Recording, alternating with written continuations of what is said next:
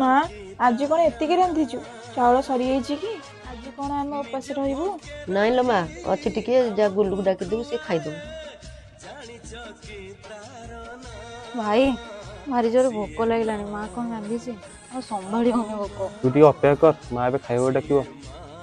ଭଗବାନ କେବେ ଆମ ଦୁଃଖ ସରିବ? ମୁଁ କେବେ ମୋ ମାଆର କଷ୍ଟ ଦୂର କରିପାରିବି? ଆରେ ଦି ଜଣ ଏଠି କଣ ବସିଛ? ମା ଡାକୁଛି ଖାଇବା ଆସ।